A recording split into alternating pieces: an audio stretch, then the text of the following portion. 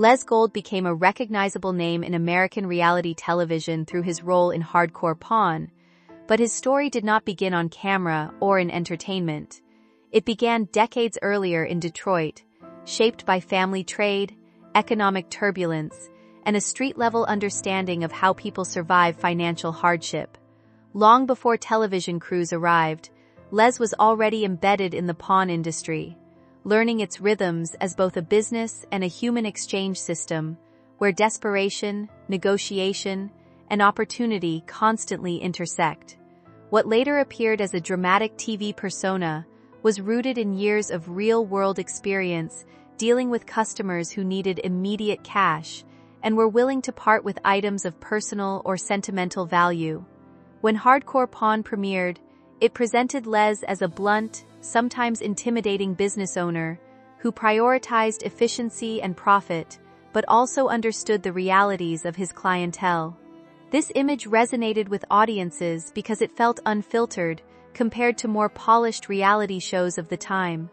Viewers saw arguments, negotiations, emotional breakdowns, and moments of humor unfolding inside a real Detroit pawn shop, rather than a staged studio environment. The shop itself, American Jewelry and Loan, became a character in its own right, representing not only a business but a cultural intersection of survival economics and urban life. The show's success transformed Les Gold from a local entrepreneur into a national television figure. Yet even in its earliest episodes, there was a tension between entertainment and authenticity. While audiences believed they were seeing raw reality, production techniques and storytelling structures shaped how events were framed. Still, the foundation of Les Gold's reputation remained tied to his decades of real business experience, rather than scripted television invention.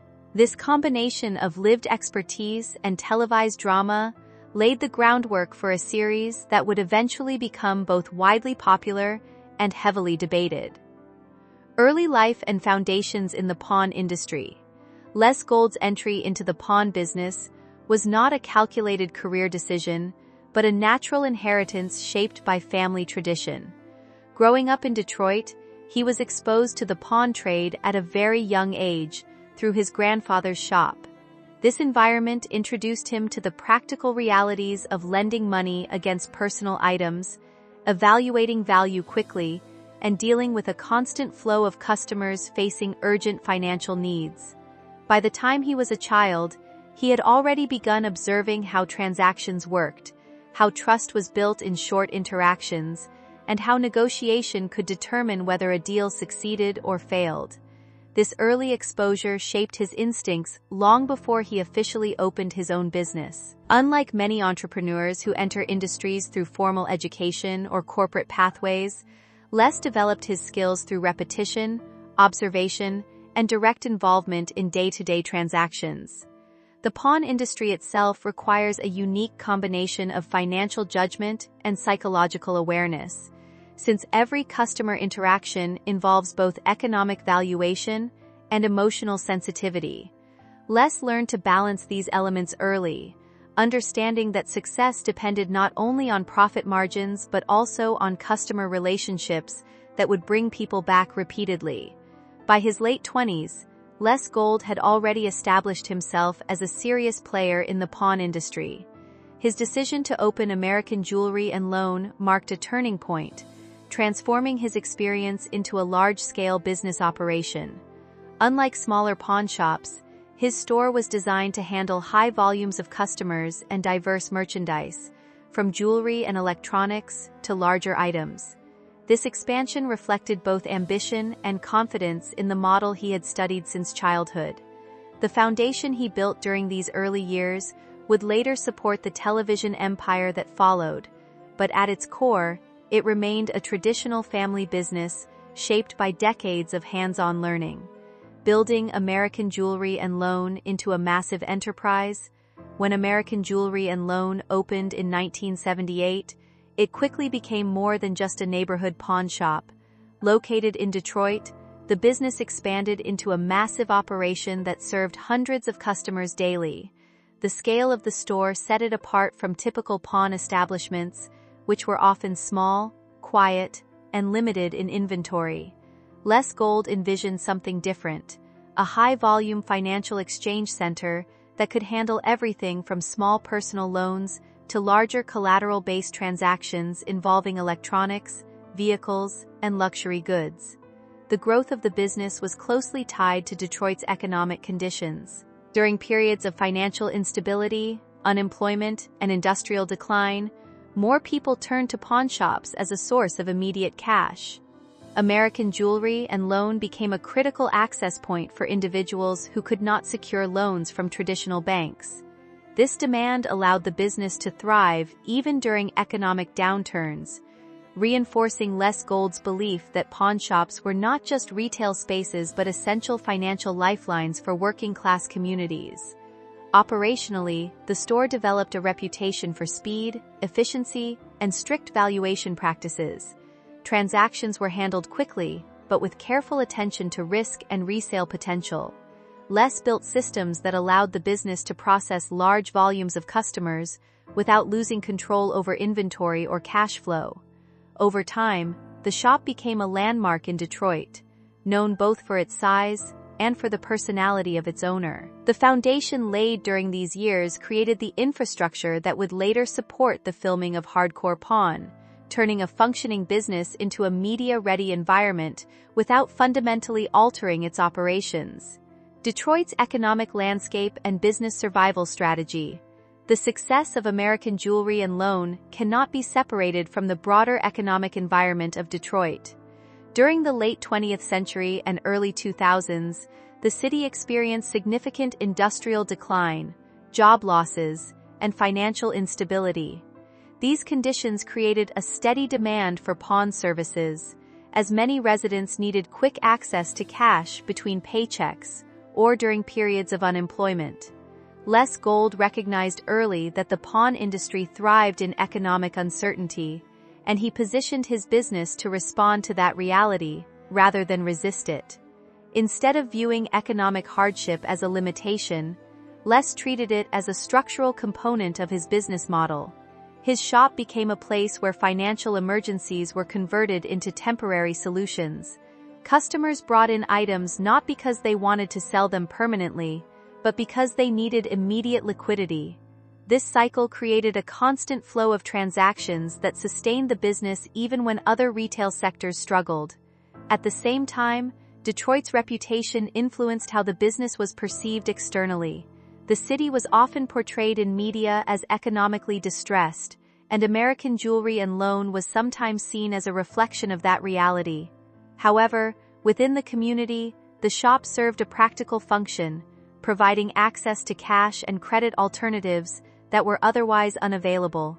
Les Gold's strategy relied on understanding this dual perception, externally controversial, but locally essential.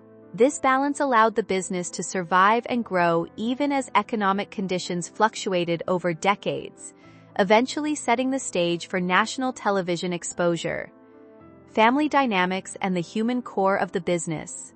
One of the defining aspects of Les Gold's story is the involvement of his family in both the business and the television show. His son Seth Gold and daughter Ashley Broad became integral figures in American Jewelry and Loan, each bringing different perspectives to the operation. Seth represented a more analytical and structured approach, focusing on financial efficiency and modernization, while Ashley often emphasized communication, customer interaction, and organizational development. Les himself remained the traditional center of authority, guided by instinct, experience, and a direct approach to decision-making. These differing perspectives created both strength and tension within the business. While the family collaboration allowed for diversified thinking, it also led to disagreements over strategy, pricing, and customer handling. In a high-pressure environment like a pawn shop, where decisions must be made quickly, these differences sometimes became visible in real time. The television show amplified these dynamics, turning internal debates into public entertainment. However, beneath the televised arguments was a functioning family enterprise that depended on cooperation. Despite disagreements, the Gold family maintained a shared commitment to the business's survival and growth. Their interactions reflected the complexities of working with family in a high-stakes environment, where financial decisions intersect with personal relationships. Over time, these dynamics became central to the identity of Hardcore Pawn, shaping how audiences perceived not only the business but also the people behind it. The arrival of reality television and creation of Hardcore Pawn. The transition from business operation to television production began when a crew approached Les Gold with the idea of documenting life inside American Jewelry and Loan. At first, the concept was simple: capture real interactions in a functioning pawn shop without scripted narratives or artificial staging. Les agreed under the condition that the business would remain unchanged and that filming would not interfere with daily operations. This decision marked the beginning of Hardcore Pawn. When the show premiered in 2010, it quickly distinguished itself from other reality programs. Unlike more structured or polished formats, it emphasized unpredictability, conflict, and raw customer interactions. Viewers were drawn to the intensity of negotiations, emotional disputes, and unpredictable behavior of customers and staff. The show's editing style amplified these moments, creating a fast-paced viewing experience that emphasized drama and tension. At the center of it all was Les Gold, portrayed as a firm, sometimes confrontational authority figure who controlled the flow of transactions and maintained order in a chaotic environment. His personality became the anchor of the show, giving audiences a consistent figure to follow amid constantly changing situations. The combination of real business operations and edited storytelling created a hybrid format that blurred the line between documentary and entertainment, setting Hardcore Pawn apart in the reality TV landscape. Popularity surge and cultural impact of the series. As Hardcore Pawn gained popularity, it became more than just a television show. It turned into a cultural reference point for discussions about money, survival, and urban life. Viewers were fascinated by the fast-paced interactions inside American Jewelry and Loan, where customers often arrived under financial stress and left with either cash or frustration. The show's appeal lay in its unpredictability, as no two episodes followed the same pattern, and outcomes often depended on negotiation rather than scripted resolution. The success of the series also elevated Les Gold into a public figure. He appeared in interviews, business discussions, and media segments, often sharing insights about entrepreneurship and financial survival. His direct communication style made him memorable, reinforcing his television persona as someone who valued honesty and practicality over polish or diplomacy. At the same time, the show contributed to a broader fascination with pawn culture. It introduced mainstream audiences to the mechanics of collateral lending and resale markets, industries that had previously existed on the margins of public awareness. However, this visibility also led to debate about whether the show accurately represented Detroit or exaggerated its struggles for entertainment value. Regardless of perspective, Hardcore Pawn left a lasting imprint on reality television by demonstrating that everyday business environments could generate compelling narrative content without fictional scripting. Behind-the-scenes reality versus perception debate. As the show progressed, questions began to emerge about how, quote, real, Hardcore Pawn actually was. While it was marketed as unscripted reality television, production techniques inevitably influenced how events unfolded on screen. Cameras were positioned to capture high-impact moments, and filming schedules sometimes encouraged situations where conflict was more likely to occur. This created a perception gap between what viewers believed they were seeing and how scenes were structured for television. Some former participants suggested that while the core events were real, certain interactions were emphasized or extended for dramatic effect. Customers and staff were occasionally aware of filming dynamics, which influenced how they behaved in front of cameras. This does not mean events were fabricated, but rather that reality was selectively framed to enhance storytelling impact. The distinction between staged and structured reality became central to discussions about the show's authenticity. Despite these concerns, many viewers continued to believe in the show's rawness because the emotions displayed felt genuine. Arguments, frustrations, and negotiations often escalated in ways that were difficult to fake convincingly. This blend of authenticity and production influence defined the show's identity, allowing it to maintain popularity even as skepticism grew. Ultimately, Hardcore Pawn existed in the gray area between documentary realism and constructed entertainment, family conflicts and operational pressure under cameras. As filming continued, the presence of cameras added pressure to already complex family dynamics within American Jewelry and Loan. Disagreements between Les, Seth, and Ashley became more visible, and in some cases, more intense, due to the awareness that their interactions were being recorded for public consumption. Business decisions that would normally remain internal were now subject to audience interpretation, adding a new layer of stress to everyday operations. The tension between tradition and modernization was particularly prominent. Les often relied on instinct and experience, while Seth pushed for data-driven decisions and efficiency improvements. Ashley's role added another dimension, focusing on organizational structure and customer engagement. These differing philosophies occasionally clashed, creating moments of visible disagreement that became central to the show's narrative structure. The pressure of filming also affected workflow.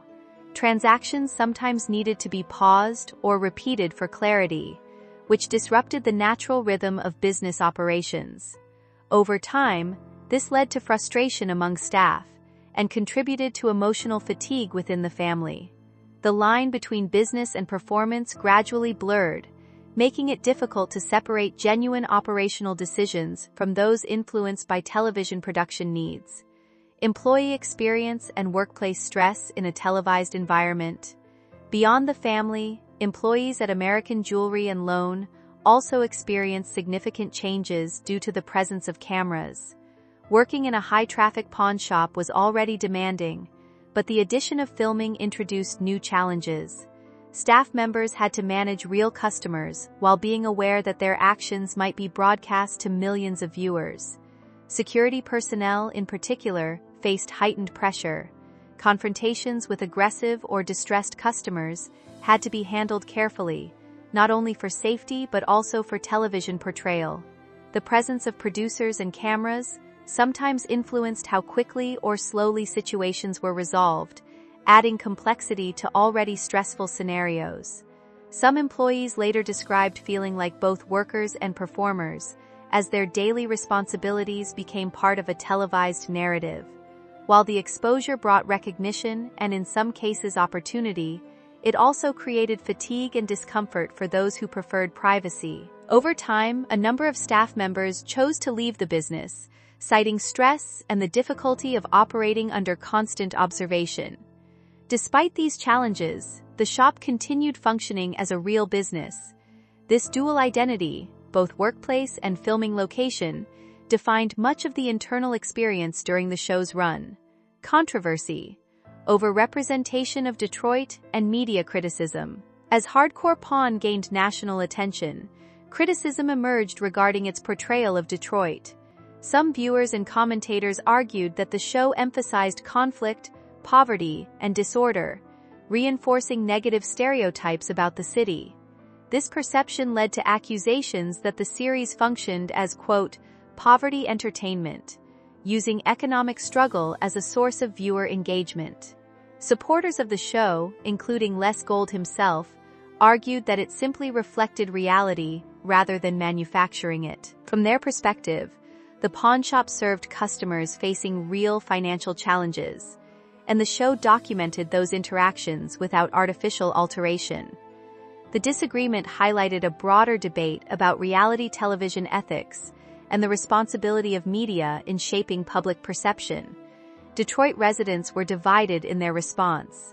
Some felt the show accurately represented aspects of urban financial life, while others believed it amplified the most extreme situations for entertainment value. Regardless of interpretation, the series undeniably influenced how audiences outside the city perceived Detroit and its economic conditions. Declining ratings and network programming shifts. After several successful seasons, Hardcore Pawn began experiencing a gradual decline in viewership. While still maintaining a strong audience, it no longer reached its earlier peak numbers. At the same time, the network behind the show began shifting its programming strategy toward lighter, more comedic content that appealed to broader demographics. This shift in direction reduced the alignment between the show's intense, conflict-driven format and the network's evolving goals. Reality television trends were also changing, with audiences increasingly gravitating toward shorter, more digitally accessible content rather than traditional episodic formats. These broader industry changes contributed to the show's declining prominence. Internally, fatigue also played a role. After years of filming, both the family and staff were increasingly affected by the demands of production. The combination of reduced ratings, changing network priorities, and internal exhaustion created conditions where continuation became less practical. Abrupt ending and absence of formal closure. When Hardcore Pawn ended, it did so without the traditional farewell commonly seen in long-running television series. There was no final episode designed as a conclusion, no formal announcement celebrating its legacy, and no narrative closure for viewers. The show simply stopped airing new episodes, leaving fans to interpret its ending independently. This abrupt conclusion led to speculation about cancellation versus voluntary withdrawal. Some attributed it to network decisions driven by ratings and programming changes, while others pointed to internal fatigue within the Gold family and operational challenges caused by long-term filming. The absence of an official explanation contributed to lingering curiosity and debate among viewers. Despite the lack of closure, the business itself continued operating normally, reinforcing the idea that the television show had been an overlay on an already functioning enterprise rather than its core identity. Life after television and continuing legacy of Les Gold. After the show ended, Les Gold returned primarily to focusing on his business operations. American Jewelry and Loan remained active, continuing to serve customers and expand its reach. While he no longer appeared regularly on television, he maintained visibility through interviews, public appearances, and occasional digital content. His role shifted from television personality back to business owner and industry figure. He continued sharing insights on entrepreneurship and financial survival, often drawing from decades of experience in the pawn industry. His public image remained consistent with the persona developed during the show: direct, practical, and grounded in real-world business realities. Although Hardcore Pawn faded from mainstream television, its influence persisted in discussions about reality TV authenticity and the portrayal of working-class economic environments. Les Gold's legacy remained tied to both his business success and his role in shaping one of the most recognizable pawn shop series in television history. Conclusion and reflection on a lasting reality TV legacy. The story of Les Gold and Hardcore Pawn represents more than a television phenomenon. It reflects the intersection of real business, family dynamics, and entertainment media. What began as a functioning pawn shop in Detroit evolved into a nationally recognized series that influenced how audiences viewed both the pawn industry and reality television itself. Its appeal came from a combination of authenticity, conflict, and unfiltered human interaction, even as questions about production influence persisted. Ultimately, Les Gold's legacy is not defined solely by television success, but by the longevity of his business and the cultural impact of his public persona. He became a symbol of a particular style of entrepreneurship: direct, resilient, and rooted in practical experience. While the show eventually ended without formal closure, its imprint remains in the reality TV landscape and in the memory of viewers who followed its run. Whether seen as entertainment, documentation, or a blend of both, Hardcore Pawn captured a specific moment in television history, and at its center stood Les Gold, whose presence bridged the gap between everyday financial struggle and televised storytelling, leaving behind a legacy that continues to be discussed long after the cameras stopped rolling.